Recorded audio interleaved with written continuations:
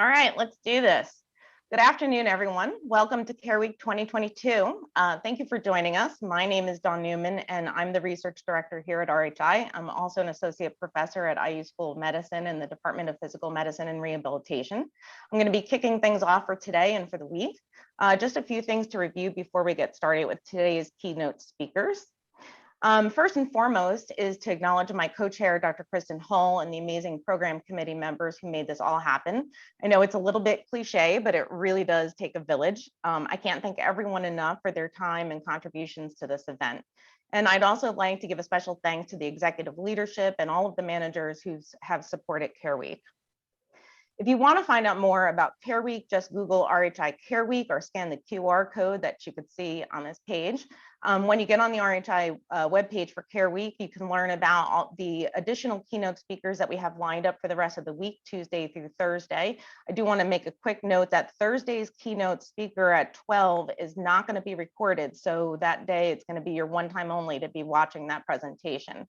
Also on the website, you could find the pre-recorded presentations that were submitted by your peers, which cover a wide variety of clinical research and implementation projects. So it's really impressive to see all of the cool work that's being done here and continues to be done here. You'll also find information out about the Day of Reflection and our award ceremony, which is being held Friday, May 20th, where you're going to hear closing remarks from Dr.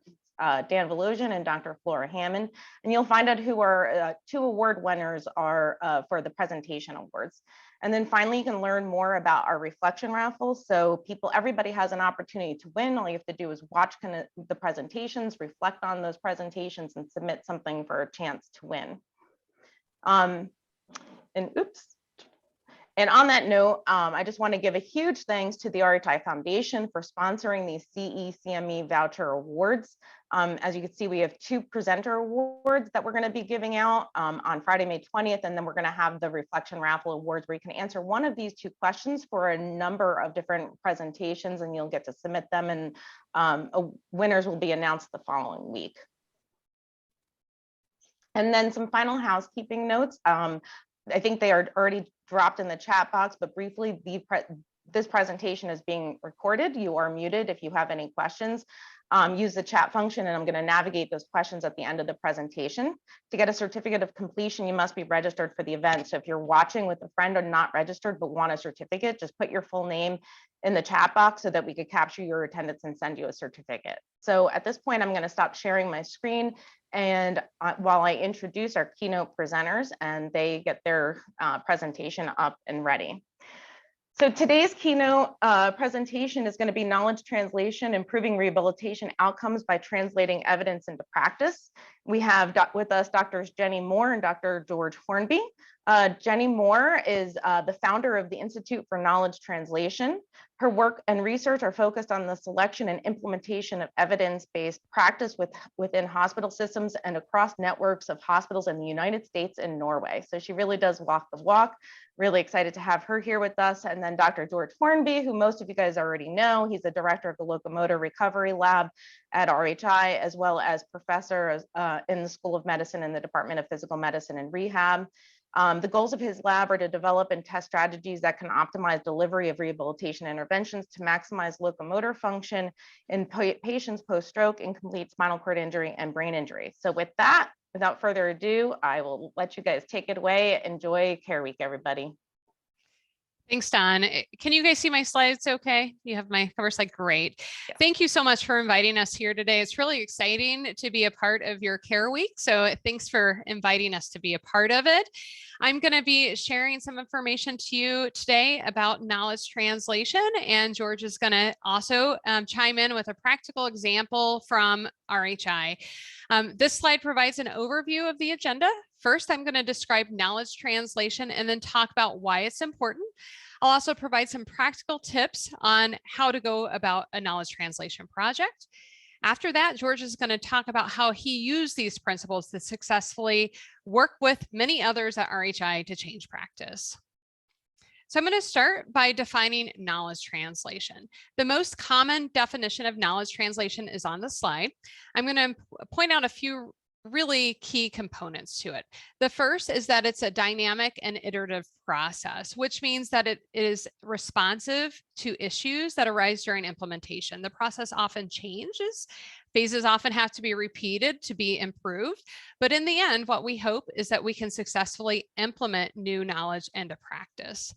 Now, knowledge translation also includes the synthesis of information, which means that it includes systematic reviews, meta-analyses, and guidelines, as well as the dissemination of this information and the implementation of the information into clinical practice.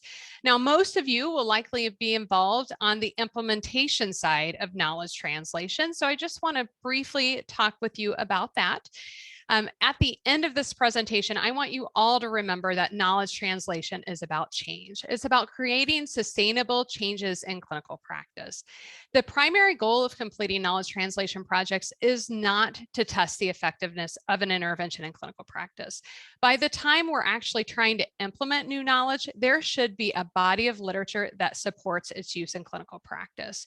So instead, when you're using knowledge translation to implement evidence, the primary goal is really to make sustainable changes in clinical practice. So that means after completing a knowledge translation project, we would hope that your clinic would have successfully implemented this evidence for the long term. So years from now, if appropriate, if there's still evidence that supports that practice would still be a standard of care in your clinics. Now, who should be involved in knowledge translation? A KT project could involve anyone who may be impacted by a project. And it's best to involve representatives from each of those groups in your implementation team. Some team members to consider are physical therapists, occupational therapists, speech language pathologists, nurses, MDs, and support staff. And even if the practice is discipline specific, such as high intensity gait training, which George will talk about later, each of the disciplines will likely be impacted by the project. It's hard to know how they will be impacted at the beginning of a project, so it's best to just include a large group of stakeholders in your implementation team. Administrators should also be involved in implementation projects. Research investigating the effects of implementation leadership strategies, which are actions that leaders can take to successfully implement changes in practice. This research indicates that leaders have substantial capacity to influence change and translation or lack of translation into clinical practice. Other important groups to engage are researchers who might be able to help with designing the implementation project and also assessing the effectiveness of the project. And also patients and caregivers should be involved as well. So basically everyone that's attending this presentation could have a really important role in any implementation projects that you guys do at RHI. So I hope that you'll find that KT is relevant to you. So now that I've defined knowledge translation and talked about who should be involved in knowledge translation projects, I am going to briefly discuss when evidence is ready for implementation. Implementation is hard and it's very time consuming. If you're putting efforts into implementation, you want to make sure or be as confident as possible that the practice will make a positive impact on your patients. So how do you select practices for implementation? Practices that you implement should have a body of literature to support them. So on this slide, you see the evidence pyramid. At the bottom of the pyramid, you see the weaker evidence, such as case reports, case theories, and expert opinion. And then at the top of the pyramid, you see systematic reviews, meta-analyses, and clinical practice guidelines. When selecting evidence, new practices that you want to implement, you should be selecting those practices from this kind of literature: systematic reviews, meta-analyses, and guidelines. So you know that there is a body of evidence that supports using this.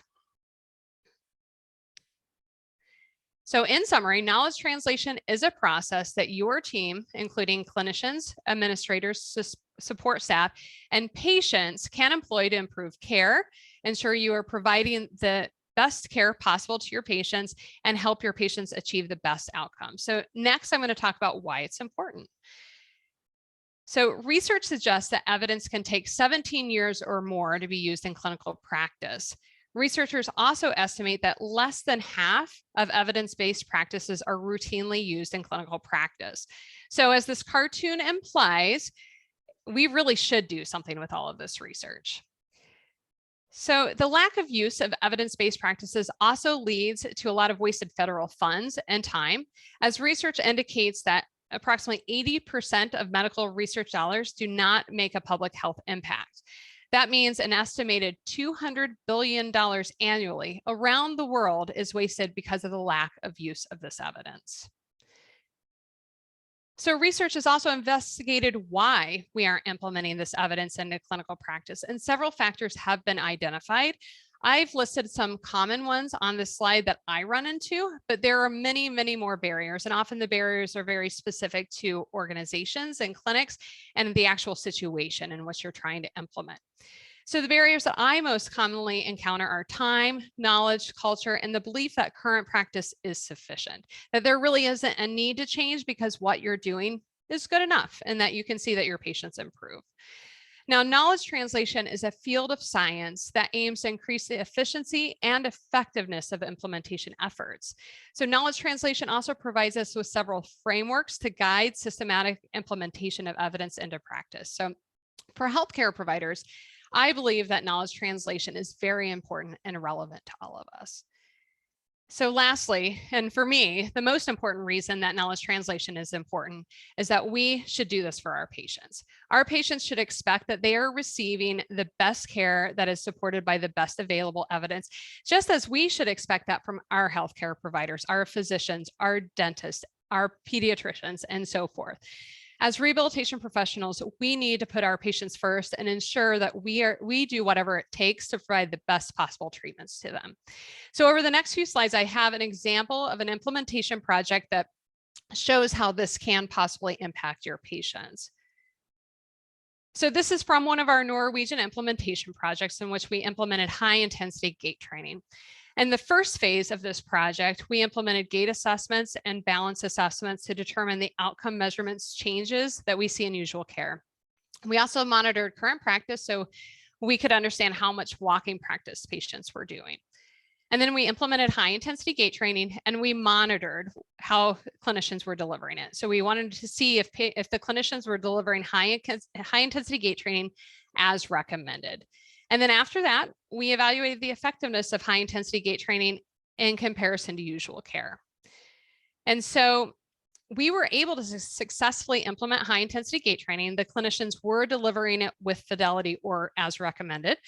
And this shift in practice resulted in a significant impact on gait and balance outcomes, including walking speed, walking distance, and static and dynamic balance. So this figure further describes that. So you can see at the top of the figure, we have our walking speed outcomes, which is self-selective velocity, which is asking a patient to walk at their comfortable pace, fast velocity, which is asking patients to walk as fast as they can, walking distance, and then over here on the bottom right, we have balance. We are measuring static and dynamic balance changes.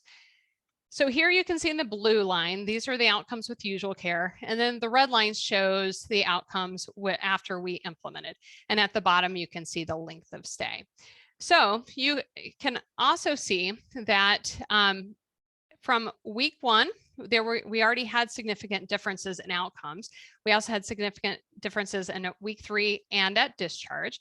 And then it just took us 1 week with high intensity gait training to see changes that were beyond what we believe from the research are meaningful clinical changes in the patient's outcomes. And then for the balance measures, what we found was that the high intensity gait training program resulted in about the same amount of change that we saw with usual care, which is actually a good thing because the high intensity gait training program doesn't isolate balance and train patients doing balance activities, but instead integrates the balance activities into walking. So we were able to get all these great changes with high intensity gait training without having problems with the balance outcomes kind of suffering as a result. So I think the most important thing to note here, though, is that when comparing the week 1 outcomes with from high intensity gait training to the discharge outcomes with usual care, we achieved about as much change in 1 week of high intensity gait training that we saw in the entire episode of care, which was about 24 days of usual care. So 7 days versus about 24 days of therapy, we got the same outcome. So high intensity gait training was more effective and more efficient than usual care. And in the end, the patients benefited from that. So hopefully, I hope that I have convinced you that knowledge translation is important. So now I'm going to just give you some tips on how to get started with the knowledge translation effort. So first, use a framework to guide your implementation project. The knowledge action framework is described on this slide. It is probably the most commonly used framework in the field of rehabilitation. On the outside of the circle, you can see 7 phases that can guide implementation. It's the framework that I use the most, and I really like it because it does include some very important components, like remembering to include activities that help you sustain that practice change over time. So next, identify your barriers. So find out what the barriers to implementing the new practice are. When I ask clinicians and administrators and others in an organization about barriers, I usually get a very, very, very long list, several pages of barriers to implementation. So get your barriers and prioritize the most impactful ones, which are the ones that you really need to overcome to be able to successfully implement. And then select implementation strategies or knowledge translation interventions to overcome those. So knowledge translation interventions are basically actions that we take to try to encourage adoption of a new practice. And so what knowledge translation interventions are the most effective? This slide provides some information about knowledge translation strategies. Research has looked at single subject or single KT interventions and multi-component interventions. Single component knowledge translation interventions involve one activity. These are the most commonly used interventions in the field of rehabilitation. These are in-services, going to a professional conference, going to a one-day continuing education course in which there's no follow-up. The research on these kinds of knowledge translation strategies show that they might improve knowledge and skill, but they don't impact clinical practice. Now, there are multi-component interventions as well, which include several strategies to influence adoption. And these strategies have shown a lot more promise in the literature. So what is a multi-component strategy? Here's one that I have listed on the slide here. This is a multi-component strategy that we use to implement gait and balance assessments at Mary Free Bed Rehabilitation Hospital. Here you can see on the left our list of barriers, and then on the right, the strategies we use to target those barriers. That we use several active strategies, including audit and feedback, which we audited charts to look at adherence to the practice, and we gave feedback to clinicians and leaders about how clinicians were adopting them. We also work closely with leadership to encourage adoption, and they also had several actions that helped to influence adoption as well. So this and several others resulted in adherence of greater than 85% to the recommendations over a period of 6 months. And then that adherence was sustained for longer than 4 years after completion of the project. So this multi-component knowledge translation intervention resulted in a successful change that was sustainable over time. So in summary, knowledge translation is about creating sustainable changes in your practice. Knowledge translation is important because it helps us implement evidence-based practices successfully so that our patients can benefit from it. And if you're considering an implementation project, use a framework, identify barriers, and select multi-component implementation strategies to try to successfully implement. Okay, I'm going to pass this over to George now. He's going to talk a bit about how he used these principles to implement into practice at RHI. Okay, thanks, Jenny. All right, you guys can see this, I'm hoping. So what do I do with this information? So I'll talk about what we did at RHI over the past few years. And again, in the field of medicine and in rehabilitation as well, we're not very good at implementing research into practice, which wastes so much time and effort and money, and your patients suffer. So we really thought we need to do this. For walking rehabilitation after a stroke or spinal cord injury, the same thing exists. There is information that we know about the principles of what improves walking after a stroke or spinal cord injury. So here they are in the left: specificity, amount, intensity, and variability. What you do is important, how much you do, how hard you do, and where you do it. Walking in a nice level surface in the hospital doesn't exist in the real world. So we really have to practice things that people will have to do.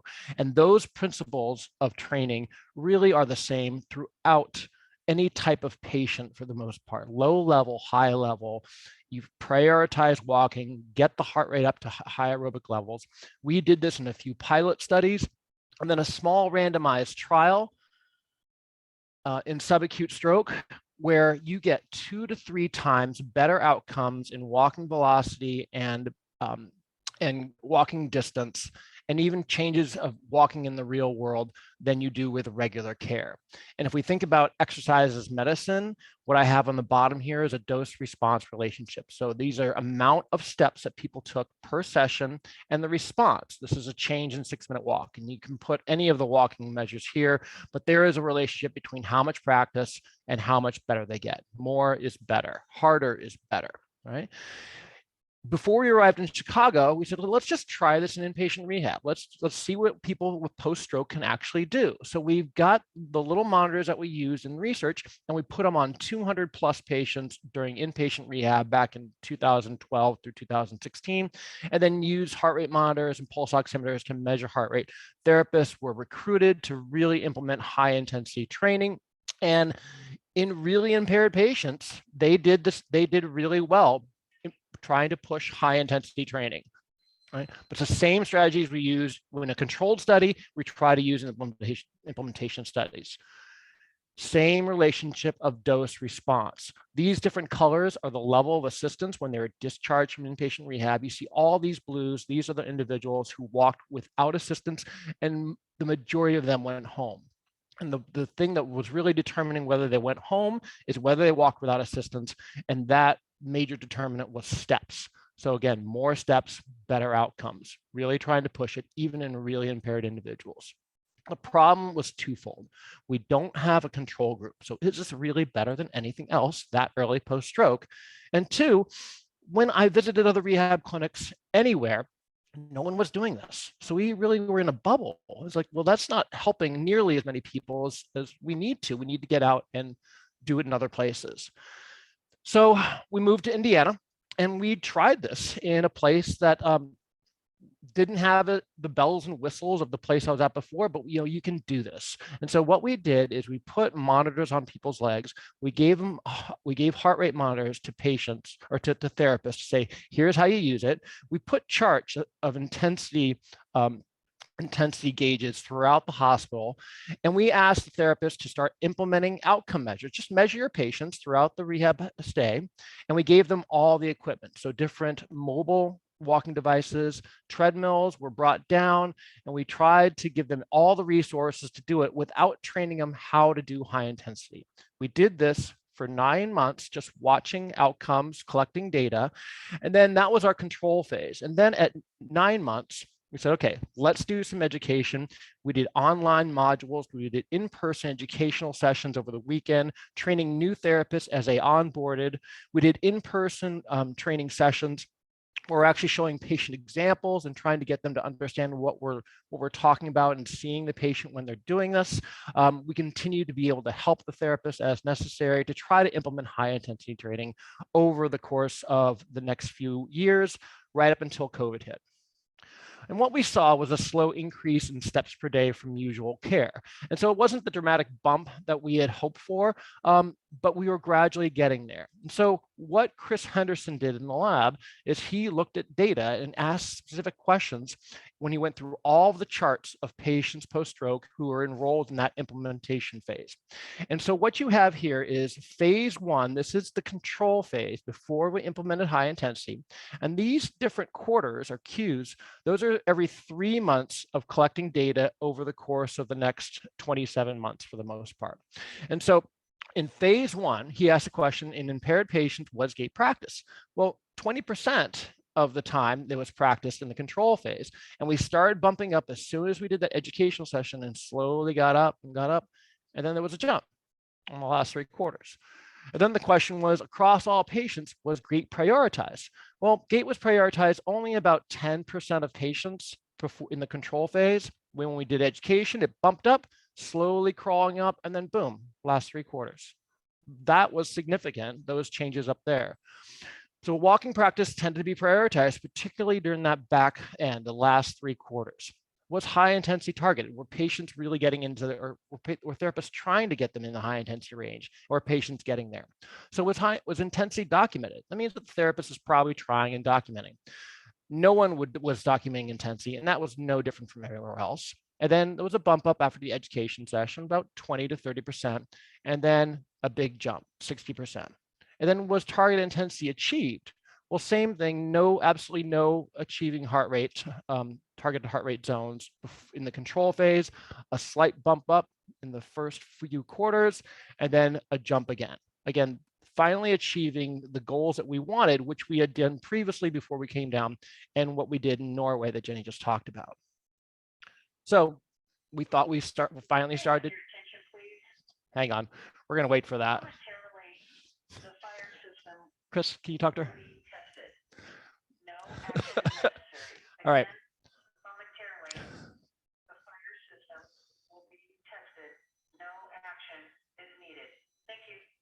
All right, so everyone got that. There's no fire, okay?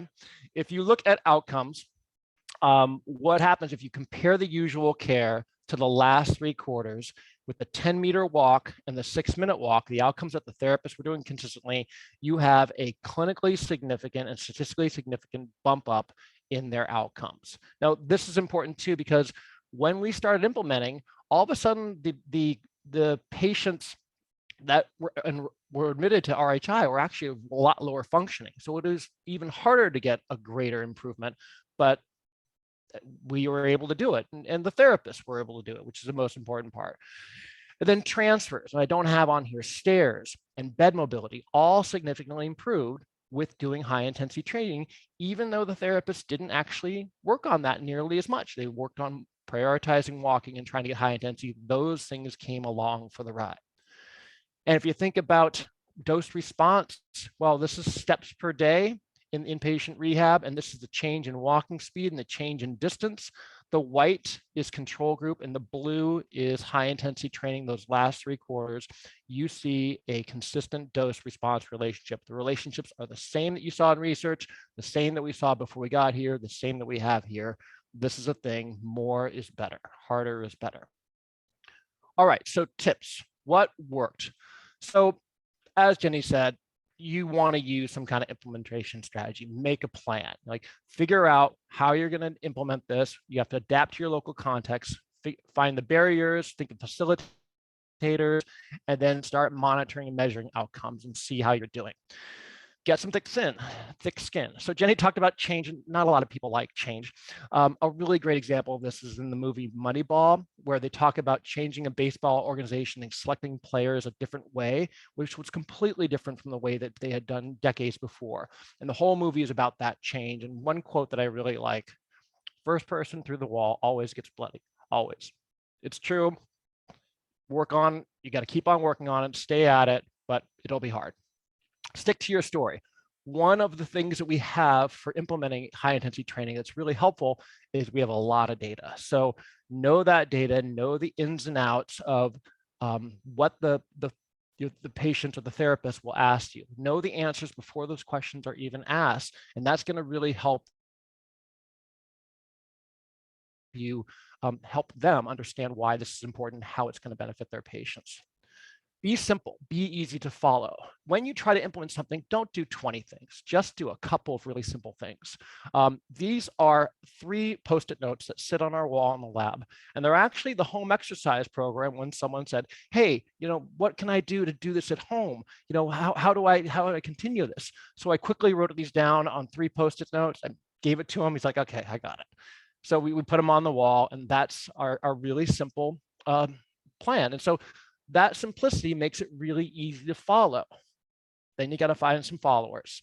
So if you know the crazy guy dancing on the hill, if you don't know him, Google him. It's a fun story about how he's on his own dancing on the hill, and he's just pretty simple and easy to follow. And so he starts getting some followers. People start following him, and he creates an entire movement. Get some people to help. One of the best things that helped us implement was having the therapist work part-time in the lab and part-time in the clinic. And they saw what we were doing in research and then tried to utilize that. in their clinical practice when they're treating their patients with really severe disability post-stroke. And then they got other people on board, and that creates momentum, and that's how things help change. It lists the captain. So I was always talking to the therapy managers, the therapy director, the medical directors, always talking to them, trying to get them on board. Some of them didn't need a lot of convincing at all. Most of them didn't, but we really need them to help. What happened in that last phase is that we enlisted those therapy managers and the director of therapy and the CEO and said, hey, doing this evidence-based practice is a priority. It's not just a thing we're trying. And that really kind of pushed us over the edge. Okay, so that's what you do with this. The high intensity training is discussed far more with Lindsay Shoger's presentation. She's taped that already. It's available online. And then a couple of other therapists in the lab. Jenni Lauder has a presentation about a separate project, but implementing, or not implementing, but how different exercise strategies will help with patients. And Abby Plawecki has a case study describing some of these processes in more detail, and we're happy to answer any questions if you guys have them. Wow, that was awesome. Thank you, Jenni and George. That was amazing. A lot of information in a really short amount of time. Super impressive what you guys have done and what you've managed to accomplish. It's just kind of staggering to think about, and a little bit overwhelming to think about, you know, where you started and where you've come and how much you've accomplished. So we do have a question from Mary Escalante. How did you select patients on the HIT group? So we don't. Everyone with a stroke, when they're in here, mostly on units 3 and 4, but we get them on 1 and 2 as well. We find them, we put a monitor on them, and we do it. Mostly the unit 3 and 4 therapists are the ones we've paid much more attention to, and eventually we want to work on the other units, and they've definitely had the information, but it really takes a lot of concentrated effort. So we've really been focusing on 3 and 4, but we are monitoring patients regardless of the level of disability, regardless of the severity of stroke. If individuals have weight-bearing precautions like a amputation, excuse me, or weight-bearing restrictions, we don't enroll them. If they had a disability such that they couldn't walk 50 meters prior to this inpatient rehab admission, then we also exclude them. But really, it's everyone. We start day 1 admission. As quickly as a therapist is evaluating them, they are going to be doing high intensity training or trying to the next day. And clearly our length of stay isn't nearly what Norway's is. So really Right. critical for us to be as effective and as efficient as possible. And clearly that's what your evidence is showing. So Peter has a question. Have you ever presented this process to policymakers such as legislators, Medicare, and Medicaid officials? Well, I don't have the insight. So Peter, I know you do. I would love to talk to them at any point. I think by showing a control group here in Indiana and then doing the high intensity is really what will help change, because we have a difference between usual and implementing high intensity training. We have that in Norway, but Norway is a much different population than we have in the US. So really coming down and showing this, it's possible, you can do this. Hopefully that'll put it over the edge. Peter, I will be happy to talk to you and talk to whoever you can get me in front of. Just to kind of tag onto that real quickly, I know Ian Graham, who was one of the developers of the Knowledge Action Framework, he has been involved with some of the granting agencies with helping them understand what knowledge translation is and trying to help raise awareness into our government more so to help them understand that these processes are necessary and that we need to work on trying to get the evidence implemented into practice. And I think awareness is really the first step in trying to make these changes. So I think the conversation, at least at some levels, has started. But if you can get in front of some of the key policymakers or stakeholders, I think that would be really helpful. To piggyback on that, have you guys actually examined like cost-effective analyses of this? We have. Jenni, you want to type that in there? So as a publication from the subacute data, the small randomized controlled trial, and some of the pilot work, where we did cost effectiveness analysis. And so you do the cost effectiveness analysis. The effectiveness is usually something called a quality adjusted life year, which is very kind of opaque to us. Don't worry about it. We use gait speed, and we itemize all the costs in that trial. It costs about $10 per person per visit to get a statistically, clinically significant change in gait speed. So basically we tripled our outcomes with the high intensity training, and it was 2 times above a clinically important difference. And so it only costs $10 per session. That is published, Hornby 2021 archives, just not too long ago. Yeah, Jenny put it in the chat. So thanks for sharing. That's amazing. $10. That's which is nothing. It's shocking. So there's all these devices. Great value. Yeah, there's all these devices and cool gadgets out there, but to date, those haven't been shown to really be valuable or generate better outcomes. Whereas this does not cost that much, and you have much greater outcomes consistently, like research studies and implementation trials. It's a thing. Mm-hmm. Yeah, and there's I just wanted to draw attention to Jean Kapler's comment in the chat. She can see the benefit of having Medicare and Medicaid leadership signing on to the benefits of mandating that providers implement evidence-based treatment if they are going to deliver the service and get reimbursed. So yeah, absolutely. Yeah, so through the Institute of Knowledge Translation, we have some individuals trying to implement this at other places. So Select Medical is a large rehab organization that owns a lot of different rehab centers across the US. And then Intermountain Healthcare, which was just mentioned on the UDS webinar, they're trying to implement as well. So they have some larger organizations really trying to push it, and hopefully we can generate some more data to say that this is something we should do. And clearly what, we're talking about the larger concept of knowledge translation here. It's not just about walking. This is an example that you guys are talking about, that you've had success with this, and the amount of work that goes into it, and kind of the approach and the strategy and stuff. And I would imagine, regardless of what it is that you're trying to implement, a similar approach would be applied across regardless of what it is. Yeah. Yeah, I don't know if you have any comments on that. Yeah, we've seen in many of our implementation projects that doing one implementation project, even if it focuses on one discipline, and people see the impact of that implementation project if you systematically collect data and you can really describe what you've been able to accomplish. The other disciplines often are inspired by that. And so once an organization learns how to implement and goes through the process of one implementation project, it seems to get more efficient, and leaders know how to step in and help out. Clinicians know how to collaborate and support. Researchers do as well. And so we often see that the first project takes the longest, and then afterwards we are able to generate more projects and more across additional disciplines as well. So same principles, same processes apply. You're going to have different barriers, probably a slightly different group of stakeholders involved, but the principles are all the same. Well, thanks for getting bloody for us. we appreciate we have it. a lot. I think something that so if you go to Abby's presentation and Jenny's presentation, they talk about, especially Jenni, strategies that we think been working, we've been using forever, and then you try to do something different, and it's really hard to change what you've been doing for years. You've learned previously for years from doing it. Everyone is doing it that way. Those are tough boulders to actually move. So it is tough, and I've gone through it a few different places now, and you just got to keep on pushing, because it's the thing you should be doing.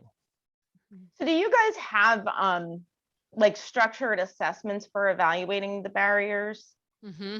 Yeah, do you have like a link to that maybe? Yeah, I'll put or one maybe in. we can send it out to attendees or both. Yeah, there's a framework called the Consolidated Framework for Implementation Research, which is probably the most commonly used framework for assessing barriers. And they also have a knowledge translation or implementation strategy matching tool. So once you have your barriers, you can plug them in and they'll recommend specific implementation strategies that might be effective at overcoming those barriers. And they're still really early in the research on this, so their recommendations are really based on expert consensus, but it is a start. And I think for people that are kind of struggling with trying to figure this out, it's really helpful to use it. So I'll put the website in the chat box. Thank you. And if you go through that, they have lots of great things on there. It goes through the framework. They have barrier assessments. You can download the intervention matching tool. If you're a qualitative research and want to do qualitative research, they also have a list of questions that you could include in your research. They have surveys. There's a lot of great information on there as well. That's awesome. Thanks for sharing that. Mary's got a comment. Have you experienced more falls with high intensity training patients versus the usual care? So the therapists have a bunch of equipment to hold the patient up. So know that they should not be falling more in therapy. We don't have great documentation of just PT and when they fall, but it should be very rare. Looking at all falls, there is a slight uptick actually in the transition phase where we weren't doing the high intensity quite yet. There's a slight uptick there. It's not statistically significant. It went back down a little bit when we started implementing high intensity. I think it's just a struggle for let me back up. The fall, most of the falls occur in a room when a patient tries to do something on their own without nursing assistance. So that's when they occur, rarely doing therapy. It does happen every once in a while, but that happens everywhere.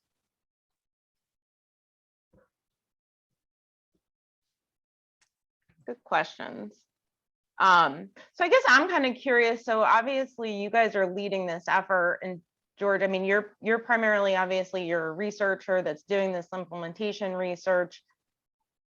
Does this ever happen without, that's more clinician initiated?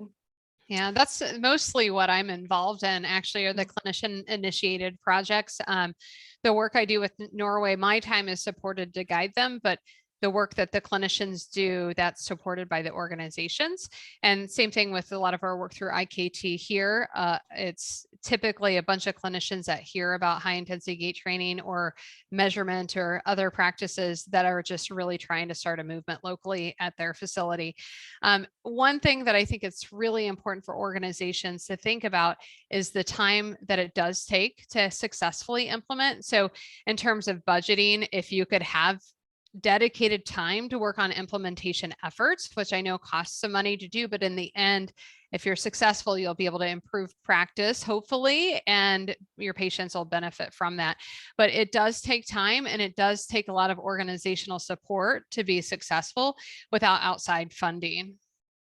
So so it definitely requires an investment, obviously. Does, and I think that goes back to, like, so yeah, before I was asking about the cost effectiveness of the implementation of the program, but now kind of, is there work done about the cost effect, like the investment and how much return you're getting on that investment of kind of that initial, that initial investment that you're making, and in the long run, what you're saving?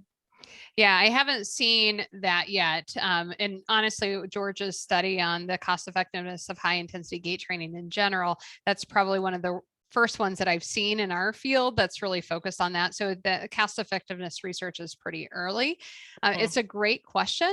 But I think it's also, there are other things that are kind of embedded in that question. Like the first project might take you longer, it might take you more effort, but you get more efficient and effective at implementing over time, which is the idea of the learning health system, right? Where you're ongoingly using data to improve your clinical practice, as well as using implementation models to help to do that. So it might cost you more on that first implementation project to learn it all, but then it gets more efficient over time. So I think it's also something that's a little bit tough to look at the long-term value. You might look at each project and be able to figure that out, but it does take time, and it is an investment. So here's the thing: some of these organizations have money; they just use it for other things. So you take Intermountain Healthcare; they were going to buy, as many clinics have, a Locomat. A Locomat is $300,000.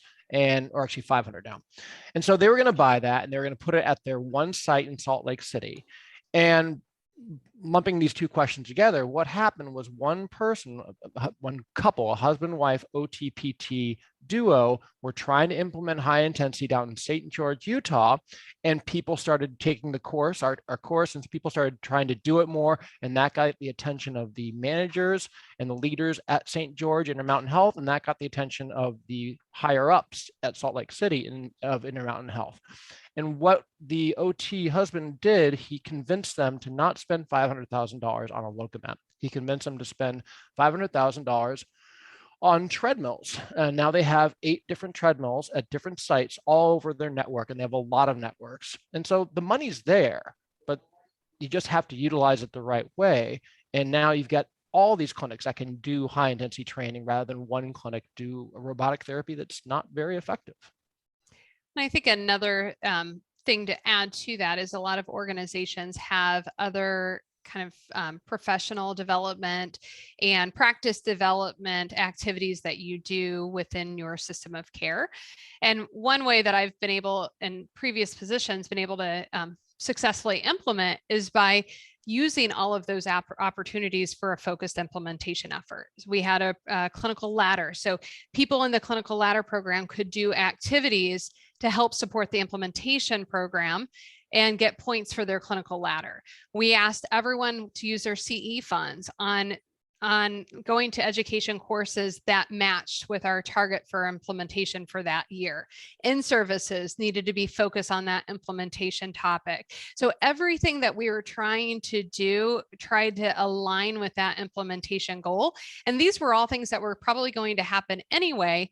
But as I said, they were all single component knowledge translation interventions that aren't very effective at changing practice. So instead, we utilized all of those activities that were already going on and focused them around an implementation effort. And then we're able to use that to help to change practice as well. So I think thinking creatively about some of those processes that you already have in place, and also some of those capital budget items, are those really necessary? Are those things that are going to help us deliver better care? And if not, how should we be using those to support our implementation goals? And then, go from there. And by combining those efforts and focusing, in my experience, it's helped to generate the resources needed to make it successful. Awesome. Well, I'm just looking at the time here. It looks like it's 12:57, and I'm assuming people are starting to get ready to get back to treating patients and stuff, which is obviously what it's all about. Hopefully people have been inspired by this presentation. Obviously, it's been a high-level overview, and if people are interested, they're going to be learning more this week with our other keynote presenters and some of the topics. Is there anything just in the closing comments that you guys have that you think people should know about, like some final comments, words of wisdom you want to share? Well, I'd say it takes time. It's a process, and it takes time, and it's important to stay focused on the ultimate goal of improving practice and impacting our patients. So I always celebrate the small wins, all the little changes that we see that add up to make the big changes in practice, and just be patient. Keep working towards it and be patient, but it does take time, but you'll get there. Baby steps. Baby steps. Yeah. That's funny coming from you, George. Walk harder, faster. Yeah. And baby steps. And baby steps, for sure. I have a great figure. I'll pull it up real quick. This is an image that I often use. I don't know if you can see it. It says the importance of small steps. And it has, that before. Yep. And I think it's really it depicts very nicely what I feel daily with knowledge translation. It just takes a lot of small steps and a lot of little wins, and you'll get there. Definitely some perseverance. Well, lots of comments in the chat. Everybody looks like lots of folks enjoyed the presentation, as did I. Really appreciate your time and your expertise. So it was really awesome to have both of you on, and we're so fortunate to have you guys. RHI is fortunate, the patients are fortunate. So keep up the great work, and looking forward to continuing to learn from you guys. Thanks for having us. It was fun to be a part of this. Yep. Yeah. Thanks, awesome. Guys. Well, everybody in the attendees, please enjoy the rest of Care Week. If you guys have any specific questions, feel free to email me with any questions, or just Google RHI Care Week, and hopefully you could find out information and join us on Friday for snacks and refreshments and find out who our awardees are. So, all right, guys. Well, thank you so much. Really appreciate your time. Have a good rest of the day and a good rest of the week. Thanks. Thank you. Bye. Bye-bye. Bye.